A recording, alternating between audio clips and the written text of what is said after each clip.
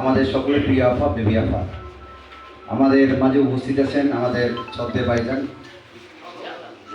শাহজালাল ভাই এবং আমি অনেকজনের নাম জানি না, আমাদের কেন্দ্রীয় কমিটির সিনিয়র সভাপতি ইসমাইল হোসেন ডালিম ভাই এবং আমাদের চারবারের কমিশনার মুজিবুর রহমান ভাই, সকলকে আসসালামু আলাইকুম। প্রিয় ভাইয়েরা আমার, এই কচুয়া উপজেলা আমি বহুবার আসছি। মরুম ব্যারিস্টার মওদুদ আহমেদের সাথে আমাদের এই মিলন ভাইয়ের একটা গভীর সম্পর্ক ছিল। আমি প্রায় 30 বছর ওনার সাথে ছিলাম। এই মিলন ভাইয়ের বিরুদ্ধে এই আওয়ামী লীগ সরকার যখন ক্ষমতা আসছিল এমন কোনো মামলা দেয় নাই, আপনারা জানেন, যেটা মামলার ভিতরে পড়ে না। এগুলি কে করেছে? মগা আলমী করেছে। এগুলি কে করেছে? আওয়ামী লীগ করেছে। এরকম একজন ত্যাগী নেতাকে যদি আপনারা সংসদে না পাঠাতে পারেন তাহলে এটা ব্যর্থতা আপনাদের। উনাকে সংসদে পাঠালে আপনারা দুইটা জিনিস পাবেন, সেটা হচ্ছে আমাদের আফা হবে মহিলা আসনের এমপি, উনি হবে মন্ত্রী, আপনারা পাবেন দুইটা। আর যদি অন্যদেরকে মনোনীত করেন চরম বোকামি করবেন। এটা আমি কেন্দ্র থেকে বলে গেলাম।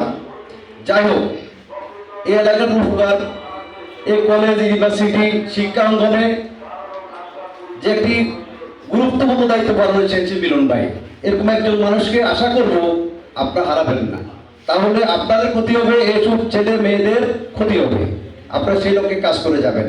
অনেক হাইব্রিড নেতা আসবে যাবে, কিন্তু এরকম ত্যাগী নেতা খুবই কম পাবেন।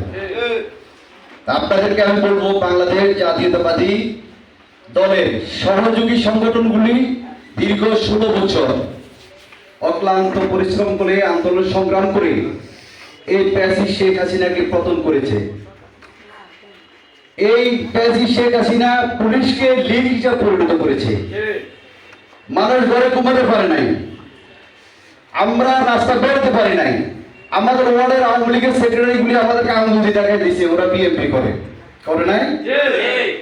যেখানে 2041 সাল থাকবে সেখানে 20 বছর আগে হেলিকপ্টার নিয়ে চলে গেছে এবং সারা জীবনের জন্য আওয়ামী লীগ বিলুপ্ত হয়ে গেছে। জাসদের চেয়ে খারাপ পরিণতি আওয়ামী লীগ ভোগ করেছে এখন বর্তমানে।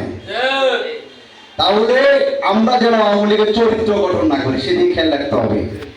আমরা এই বাংলাদেশ নাগরিক প্রজন্ম দল 2019 সাল থেকে আমরা রাজপথে আন্দোলন সংগ্রামে যুক্ত হয়েছি। আমাদের সংগঠনের সর্বপ্রথম শহীদ আসে বাংলাদেশ জাতীয়তাবাদী নাগরিক প্রজন্ম দল। ইউরোপীয় ইউনিয়ন সহ 28টি রাষ্ট্রে আমাদের সংগঠনের কমিটি হয়েছে।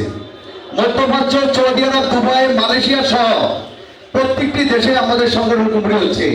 আগামী এই যে জানুয়ারি 20 তারিখে আমাদের আপনাকে বলবো যেন আমাদের প্রতিষ্ঠা বার্ষিকী 6 বছর আমরা অগ্রগত হবে, যেন আমাদের সকলের প্রিয় ভাই মিলন ভাইকে আমাদের এই প্রতিষ্ঠা বার্ষিকীতে আমরা দেখতে চাই, সেটা আবার বলবেন।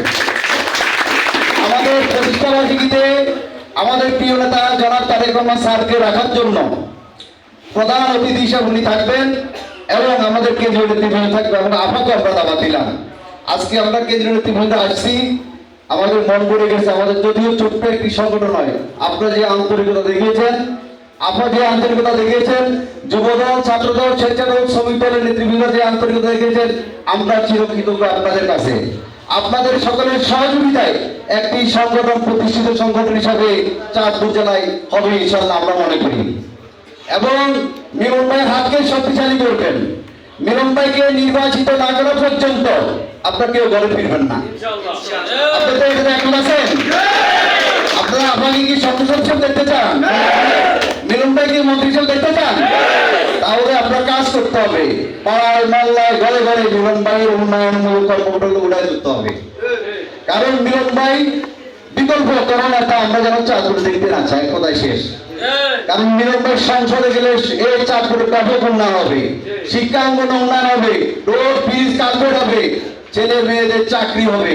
কারণ নিঃস্বার্থকভাবে সফলভাবে 5টি বছর শিক্ষামন্ত্রী হিসেবে দায়িত্ব পালন করেছিলেন মিলন ভাই।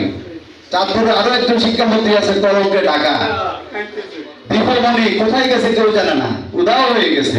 ঘরের থেকে বাসা দিতে বাগিনায় ফন্দি করাই দিছে। যে পড়ার জন্য ফিরছে, কয় এ তুই পড়ছ না কেন? তিনি বললাম আমাদের বন্দি করা দিব আমাদের বাসায়। এইভাবে যদি আওয়ামী লীগের করুন দরকার, তাহলে আর কিছু বলার নাই। আমরা আসছি আপনাদের কাছে, আমাদের নাগরিক প্রজন্ম দলকে প্রতিটি ওয়ার্ড ইউনিয়নে প্রতিটি জায়গায় আপনারা সকলের সহযোগিতা করে কমিটিগুলি দিবেন এবং গুরুত্বপূর্ণ বক্তব্য রাখবেন। আমাদের আপা মুক্তি শুনবো। সব ভালো থাকেন। আসসালামু আলাইকুম ওয়া রাহমাতুল্লাহি ওয়া বারাকাতুহু।